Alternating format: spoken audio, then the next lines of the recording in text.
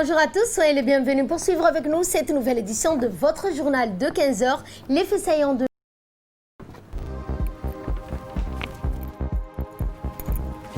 Troisième étape pour la semaine nationale de l'action sociale qui s'est déroulée à Diki. Dans l'actualité internationale et concernant le Covid-19, eh bien, les bilans records se font en Europe.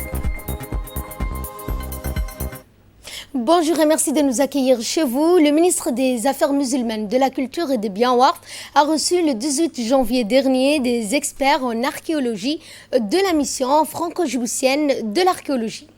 Il s'agit de Dr Xavier Guterres accompagné de Jessie Collier, tous deux experts en archéologie. Le ministre a souhaité la bienvenue aux experts français en soulignant l'intérêt que porte son département à la promotion de la culture nationale dans tous ses aspects multidimensionnels. De leur côté, les deux experts français ont remercié le ministre pour son accueil chaleureux et l'ont félicité pour son engagement et ses réalisations visant à la promotion de la conservation de la culture djiboutienne. Le ministre a donc noté que les infrastructures culturelles qui se sont concrétisées ou qui sont en cours d'achèvement montrent bien que notre pays suit cette stratégie culturelle de développement pour le rayonnement de Djibouti et la revalorisation de notre patrimoine matériel archéologique relevant une partie de nos richesses nationales. Ensuite, le ministre a mis l'accent sur le musée et le rôle dans la préservation du patrimoine culturel djiboutien. Ainsi, l'objet découvert de ces recherches et fouilles seront exposés au futur musée national de Djibouti en cours d'installation au bâtiment de l'ancienne gare du chemin de fer au plateau. Le ministre du Travail chargé de la réforme de l'administration, Ismaël Ibrahim Roblé, a reçu en audience aujourd'hui le nouveau chargé d'affaires du Royaume du Maroc en République de Djibouti, Mbarek Adaou. Au cours de cette rencontre, le ministre et le chargé d'affaires marocain ont évoqué ensemble l'établissement des relations de coopération entre l'Agence nationale de promotion de l'emploi et des compétences du Maroc et l'Agence nationale de l'emploi pour la formation et l'insertion professionnelle. Cette rencontre de prise de contact a été aussi l'occasion entre ces deux responsables d'évoquer la contribution en termes d'expertise du Maroc au projet Initiative pour l'emploi entre sa phase finale, en l'occurrence l'organisation d'une foire et d'un forum national de l'emploi prévu en février prochain.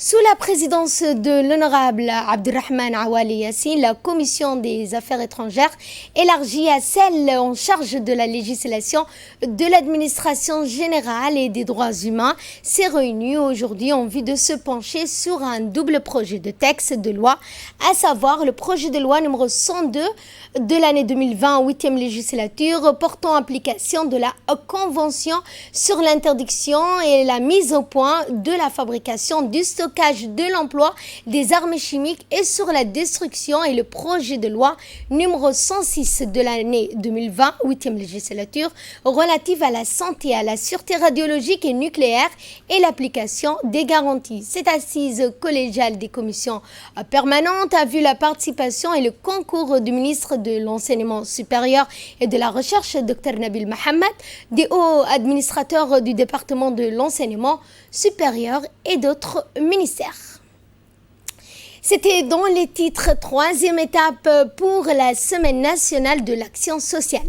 En effet, la délégation conduite par des secrétaires généraux du ministère des Affaires sociales et des Solidarités ainsi que de la décentralisation et du directeur des opérations du Centre du leadership et de l'entrepreneuriat ont été accueillis dans la ville de Dikil. Et ce par les autorités régionales, à savoir le préfet Adan Moussa Darar, du président du conseil régional Abderrahmane Younissaré, de plusieurs députés. Eh bien, dès leur arrivée dans l'enceinte du conseil, des festivités ont démarré par des chants, des danses folkloriques, des présentations, des stands, des ouvrages socio-économiques réalisés par le ministère des Affaires sociales et de Solidarité à travers son agence d'exécution, l'ADDS, mais aussi celle menée conjointement avec le secrétariat d'État chargé de la décentralisation, exposée sous forme de tableau. Eh bien, les discours des autorités régionales et des parlementaires se sont suivis et n'ont pas manqué de remercier la population pour leur accueil chaleureux. Il a surtout été question de mettre en exergue les grandes réalisations du gouvernement. On suivi également les différentes interventions des divers bénéficiaires de ce programme social mis en exergue dans la région de Dikil, tels que le programme PNSF de Forges, ainsi que les activités génératrices de revenus avec le Fonds de développement communautaire. S'en est suivi aussi des remises de certificats aux différents comités ayant participé au ciblage des communautés dans le cadre de ce programme de transfert monétaire.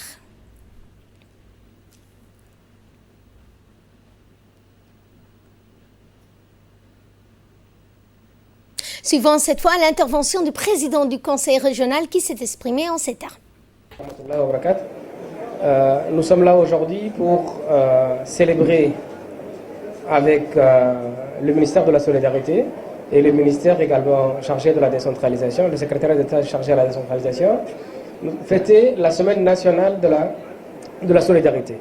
Donc, nous devons nous remémorer les activités et les actions menées par le ministère et les branches du ministère, à savoir surtout la DDS, tout ce qui était actions qui ont été menées dans la région. Donc, ce n'est pas une nouveauté, ce n'est pas quelque chose qu'on va présenter aujourd'hui.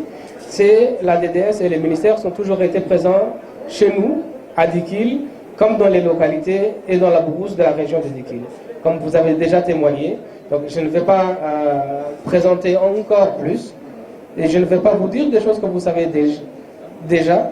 Donc on dira en gros, grand merci à l'existence du ministère de la Solidarité et du ministère chargé de la décentralisation. Donc je dis tout simplement grand merci. Et les secrétaires généraux de la décentralisation, mais aussi du secrétariat d'État du ministère des Affaires sociales se sont exprimés. Voici un extrait de leurs interventions respectives. Semaine nationale de la solidarité ou de l'action sociale, une semaine que nous avons voulu aujourd'hui exposer, échanger avec vous par rapport aux réalisations de l'année précédente et pour fixer un peu le cap par rapport à l'année prochaine. Cette semaine, nous avons voulu la célébrer avec vous parce que un développement ne peut se faire sans ses populations, sans sa communauté. C'est avec vous que nous allons dessiner un peu l'impact et le changement souhaité, Inch'Allah.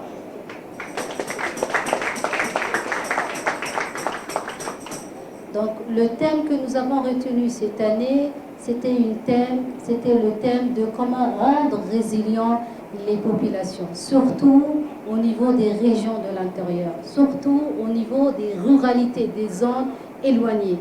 Si nous sommes aujourd'hui là, c'est pour dire que la communauté ou la population qui vit au niveau des régions de l'intérieur sont là. Ils ont fait leur propre développement. Ils ont fait des actions très concrètes. Et c'est avec vous, et c'est cela que nous avons venu témoigner et voir par rapport à vous. Dans le reste de l'actualité, l'inspection générale du MENFOP s'est rendue le 16 janvier dernier dans les régions nord pour effectuer des audits pédagogiques dans le cadre de ses missions de contrôle et de suivi.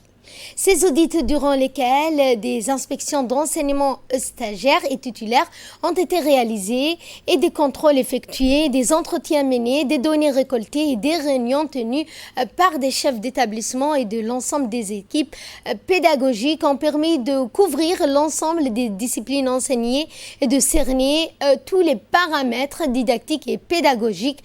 Des réponses ont été également apportées et des orientations formulées sur place, ciblant les établissements d'enseignement moyen et secondaire. Ces audits se sont poursuivis durant la semaine dans les collèges et lycées d'enseignement général et technique de Bok et de Tadjoura, mais également dans toutes les écoles fondamentales de la région, à savoir celles de Dora, Adeilou, du Daï, de Randa et de Sagalou. Il est à souligner que ces audits font l'objet de rapports transmis par l'inspection générale du ministère de l'Éducation nationale de la formation professionnelle pour finaliser un renforcement des apprentissages et une optimisation de suivi des enseignements et le suivi de projets d'établissement et le renforcement du leadership pédagogique. Et pour nous en parler pour plus amples explications, nous avons avec nous sur ce plateau Monsieur Rami Mohamed Ali. Bonjour monsieur. Bonjour. Je rappelle que vous êtes inspecteur d'éducation physique au MENFA. Ma première question serait donc pourquoi cet audit et pourquoi maintenant? En fait, comme il y a eu récemment donc, le 20e anniversaire donc, des États généraux, donc le premier souci donc, de notre ministère, c'est d'aller donc faire des audits pour justement voir un peu s'il y a eu donc, une amélioration au niveau donc, de l'enseignement-apprentissage. C'est la raison pour laquelle donc, l'inspection générale donc, a effectué donc, des audits au Nord. Eh bien, donc, ma deuxième question serait de vous demander comment s'est passé ce déroulement de l'audit dans les régions de l'intérieur du pays et pourquoi le nord du pays en particulier. C'est un choix qui a été fait donc, par l'inspection générale. Donc, nous avons commencé donc, ce premier audit dans le nord. Donc, ça se poursuivra, Inch'Allah, dans le sud. Okay. Donc, les audits ont été menés donc, justement dans le nord, comme ça a été souligné dans le reportage. Donc, nous avons eu pas mal de rencontres, tant avec les chefs d'établissement, tant avec les enseignants, que ce soit stagiaires ou titulaires. Donc, les audits ont été menés. Donc, nous avons commencé par des entretiens avec les chefs d'établissement pour pouvoir justement récolter quelles sont les difficultés rencontrées au niveau de leur établissement. Donc, suivi à cela, donc, nous avons effectué donc, des visites d'inspection, que ce soit pour les titulaires ou des visites normales pour les enseignants stagiaires. À cela, bien sûr, lorsqu'il s'agit d'une inspection, donc il est suivi par un entretien, voilà, juste avec un entretien de l'enseignant. Une fois lorsque nous avons fini les entretiens avec les entraînements, nous avons réuni donc chacun dans sa discipline, donc des rencontres avec les enseignants, donc justement pour voir un peu quelles sont les difficultés qu'ils rencontrent. Une fois lorsque nous avons fini ça, il y a ce qu'on appelle, nous avons une réunion bilan avec les chefs d'établissement pour restituer tout ce qui a été dit avec donc, les enseignants. Okay. Merci beaucoup d'avoir répondu à nos questions. Je vous remercie. Je rappelle que vous êtes inspecteur d'éducation physique et sportif. Merci d'avoir été avec nous. Et dans le reste de l'actualité, le camp Ouass Ajabou est stationné l'escadron de reconnaissance et d'intervention de Ouéa a abrité une cérémonie de passation de commandement entre le commandant Ahmed Qessé Daher Mohamed, commandant d'unité descendant, et le lieutenant Mohamed Ali Dirir, commandant d'unité montant. En poste depuis 2014, le commandant Ahmed Qessé Daher Mohamed, commandant d'unité descendant, a été désigné pour suivre la formation de cours d'état-major aux États-Unis pour une durée de 2 ans. Cette cérémonie de passation consigne a été présidée par le chef d'état-major de la défense, le général de brigade Tahir Ali Mohamed. Ont participé également à cette cérémonie les grands responsables des forces armées djiboutiennes. En raison de la lutte contre le coronavirus, la participation a été limitée et le port de masque est rendu obligatoire. À son arrivée, le général a été accueilli par le colonel Daher Hassan Abadid, chef de corps du régiment blindé. Après les honneurs militaires, a effectué la revue des troupes. Ensuite, sous la supervision du général Tahir Ali Mohamed, le colonel Daher Hassan Abadid a procédé au cérémonial de passation du commandement. Tout ce qu'il vous commandera pour le bien du service, l'exécution des règlements militaires, l'observation des lois et le succès des armes de la République de Djibouti. Formez les bancs.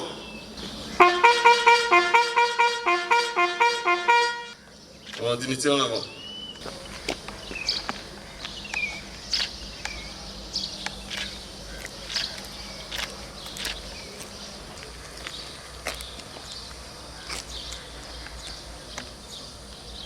Causé. Hey!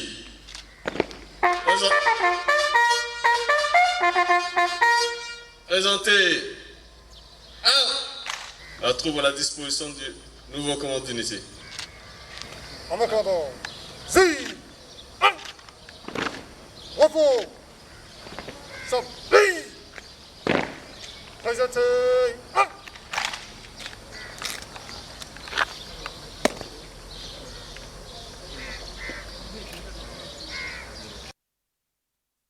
Le général Taher Ali Mohamed, accompagné de la délégation des officiers supérieurs de l'état-major des forces armées djiboutiennes, a inspecté de visu l'état des matériels roulants, des véhicules tactiques, de combat et de transport des troupes. Le général Taher Ali Mohamed a opéré une visite guidée des installations du camp Ouaïs Ajab de Ouéa. Finalement, à la salle d'honneur du camp, les deux officiers du commandant d'unité descendant et commandant d'unité montant ont procédé à la signature des documents officiels de passation de commandement. La cérémonie s'est clôturée par un rafraîchissement et par une photo traditionnelle de famille. La commune de Belbala a remercié les jeunes leaders mobilisateurs du quartier au complexe Rahma. Cette initiative du président de la commune de Belbala, M. Idriss Bachir, était l'occasion de remercier les jeunes leaders de la commune. D'ailleurs, les jeunes leaders des quartiers ont effectué un travail remarquable pour la journée des jeunes qui a eu lieu le 17 décembre au stade Goulet. On rassemblait les jeunes de la commune de Belbala. C'est pour cette raison que le président de la commune leur a offert un déjeuner en signe de reconnaissance, ainsi que tous les représentants de la commune de Belbala ont pris part à cette cérémonie, tels que les élus locaux, les représentants du conseil de quartier, ainsi que les doyens de la commune de Belbala. À la fin du déjeuner, des certificats de reconnaissance, de remerciement ont été remis aux jeunes leaders.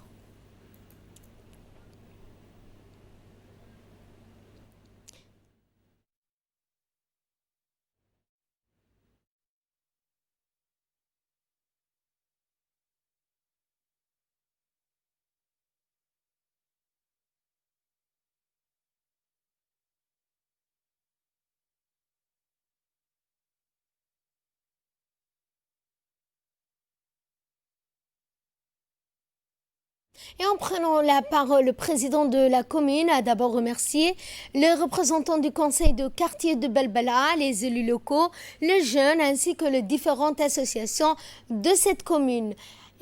Qui ont participé en masse, a-t-il dit, à l'événement du 17 décembre 2020. Ils ont montré leur soutien au président de la République. Et de là, nous passons à ce qui domine l'actualité internationale. Le nouveau président des États-Unis, Joe Biden, veut effacer l'ère Trump. La troisième tentative aura été la bonne pour Joseph Biden.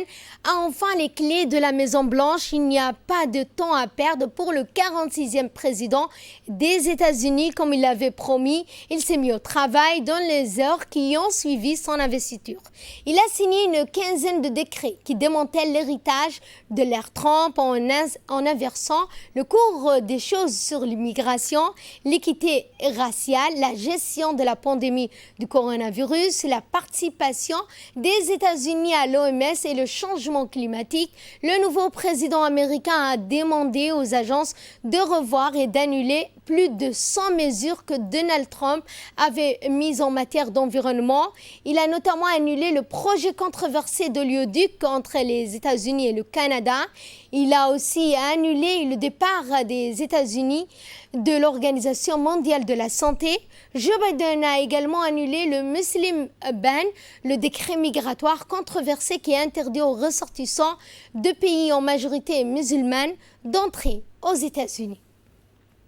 Fin de ce journal. Merci à vous de nous avoir suivis. Excellent après-midi à toutes et à tous.